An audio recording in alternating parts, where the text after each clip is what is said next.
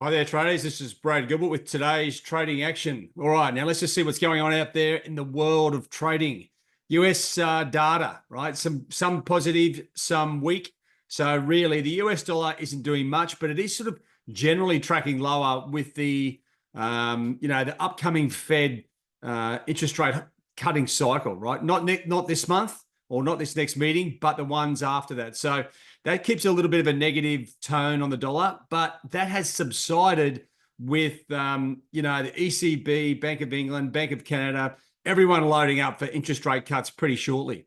But the main action here, and this is we get the initial euphoria, and what I'm talking about is the closing out of the carry trades. So that's what is driving the market at the moment. And now the news services are starting to coordinate. We'll add in there some tone about, the Fed meetings, the BOJ. BOJ is on the 31st of July, right? And you know what? Let me just flick over to that because it's like the hype around this event, right? I don't see the Japanese going at all. But right now, the hike scenario, the probability is at 62.6%. Now, I think that's going to be the peak, right? As I said, the initial euphoria, you get it's working for the Bank of Japan who want to drive the yen back up, right? So, but I think the market's getting carried away with itself. It's almost like what we used to hear in the banks around summer, especially when I was working in New York. It's like summer markets, right? They start drifting, and this is what the major currencies are doing. To me, the Fed are sort of they're on a cutting cycle, not next month, but for the next year after that. So we'll see how things go. But the data is saying that's the plan. Now, if you look at euro, right, it's sort of drifted down through the trend line, as has sterling. But now they are in the middle of nowhere, right? We've seen, the Fed, that rally up in both of those pairs. Now we're sort of sitting here wondering where they go from here. And it's going to come down to twofold. This is where their interest rate sort of cutting cycles are colliding, where the market's like, well, now what do we do, right? So it's a situation where the data will confirm it. Now, outside of that, yeah, Aussie and Kiwi have been bashed up, right? This is all to do with China, okay, plus the unwinding of the carry trade. Don't forget, Kiwi, right? Interest rates there in New Zealand are 5.5%, the highest out of the developed nations. So it makes sense that they are really clubbing Kiwi yen, and that pushes Kiwi down. And Aussie's not far behind that. So China and the carry trade there. Oil is falling. Plus, we do have the Bank of Canada did cut rates as expected. It wasn't much of an event, but they also said, yeah, there's more to come. But we already know that, right? So the whole sort of what's going on here, it's hard to sort of work out. And you got to, because there's different things happening in different places. The dollar index, yeah, it's sort of drifting lower. But as I said, this is more of the exit of the carry trade on the yen than anything else. Okay. Looking at dollar Swiss, well, it's tracking lower. It just breached that sort of bottom trend line there, and it's back above it. But I can see dollar Swiss going lower, but it's tricky. If euro goes lower, well, then the Swiss should go up. Right. So, or Swiss should go down. So dollar Swiss up. So we've got some sort of weird things happening. Summer markets, call it what you will, but we are seeing a little bit odd trading action. If you look in the dailies, right, this is where you sort of come back to when you think, well, what's going on here? Well, as you know, like euro, sterling, Aussie, Kiwi, right? These four pairs, just because the way they're quoted, correlate. Right? So why is euro down here? Why is sterling up here? Why is Aussie and Kiwi down here? Well, we know the answers, but this isn't like good normal markets. All of these bottom instruments should be doing the exact same thing against the dollar, and they're not.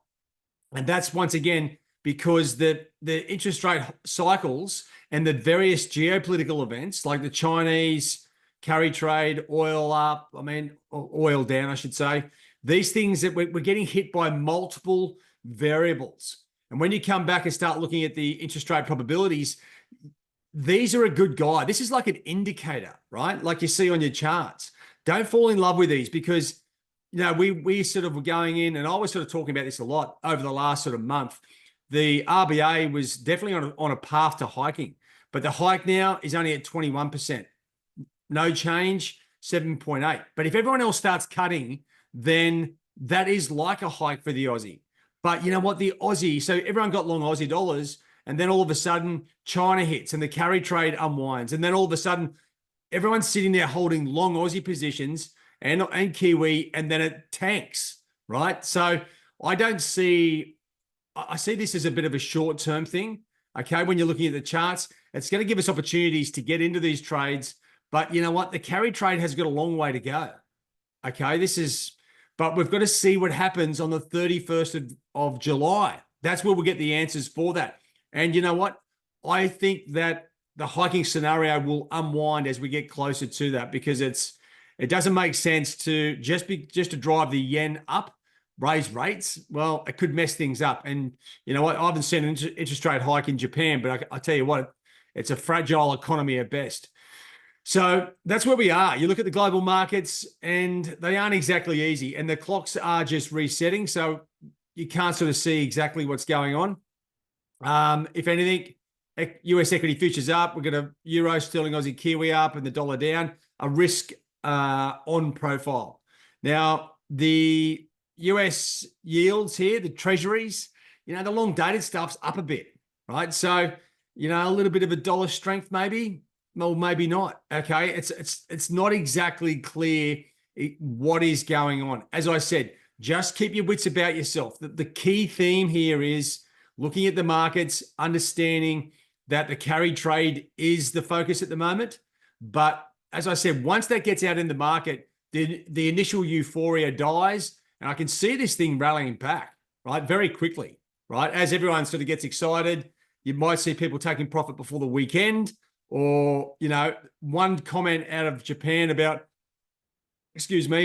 no interest rate hike, and this thing will explode back to the top side. And we've seen this a number of times.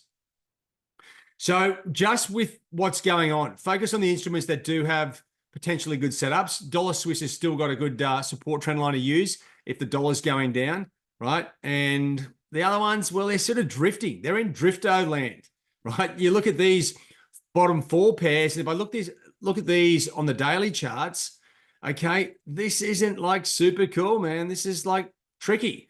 Like sterling to me still goes up, right?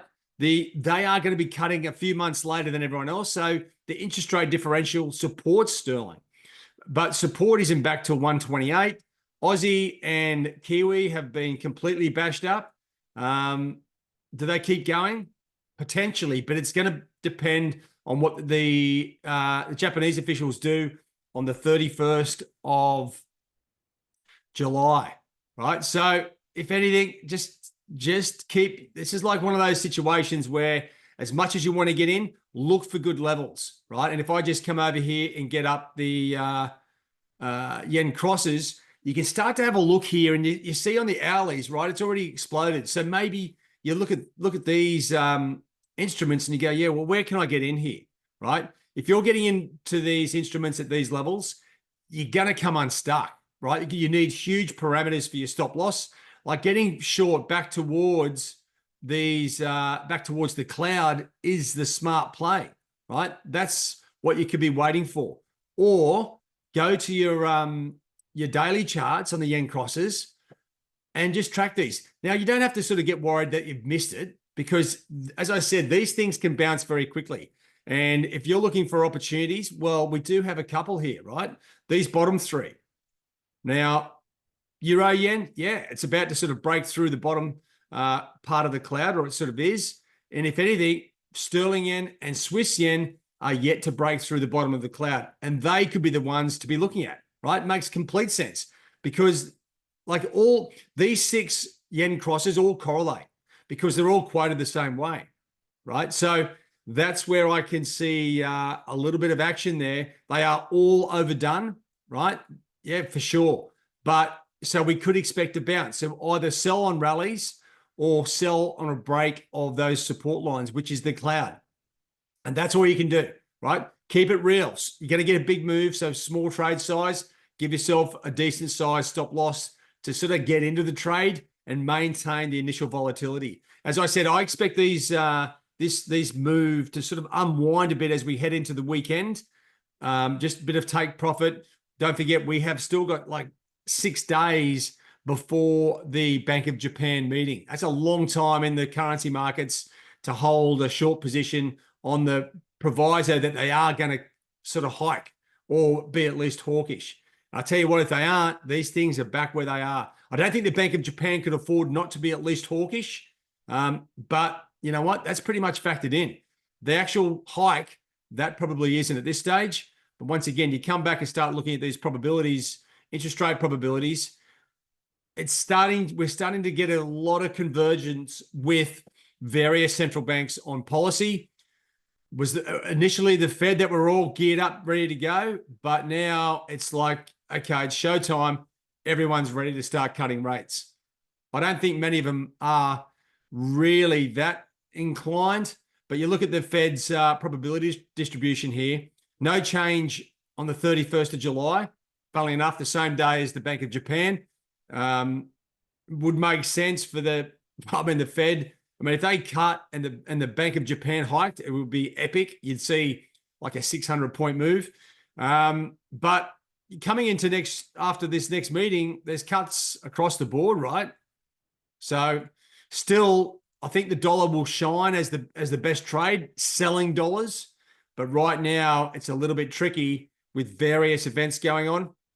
Last week of the month, summer holidays in the North America, it's a bit loose. All right. So a bit of extra explanation there. Just try and work out where this momentum and direction's coming from. And just to finish on the sort of major data coming out today, right, is we've got so this IFO numbers, these are respected numbers across the board. We've got, actually, let me just scroll down to get the whole list. We've got some US numbers coming out. Durable goods, it's lost a little bit of flavor. This was like a really big number in the day. The advanced GDP, I don't know if we're back into the GDP as being a thing yet, right? The PCE price index will be on Friday. We've got the jobless claims coming out and the advanced PCE numbers. Check out what's going on there, right? This could give the dollar like a session worth of direction. Okay, weaker numbers goes into what the Fed are talking about. I wouldn't be surprised to see weaker numbers than what we are forecast. That should see the dollar lower, and we might see a little bit of a bounce there across the board on the other major pairs. All right. Anyway, I'm looking at the markets and I'm like, wow, there's so much going on. So one other thing is with the Aussie and Kiwi, especially because of that relationship with China, obviously the carry trade is impacting. If we saw something dramatic out of China, they've already cut rates, so I can't see anything beyond that. There is room for a big bounce, but we need some extraordinary event out of China to turn that around. Right now, these things are tanking for various reasons. A long Aussie market caught on a higher interest rate differential. The carry trade and China are smashing the longs, right? And that's why we're seeing such a direct move to the downside. It's like a clean out of stale long positions. And that's happening across Euro, Sterling, Aussie, and Kiwi. All right, guys, have a good one. All the best. I actually am away Friday, but I'll be online. If you need me on Discord, you can catch me there. All right, guys, have a good one. All the best. Cheerio.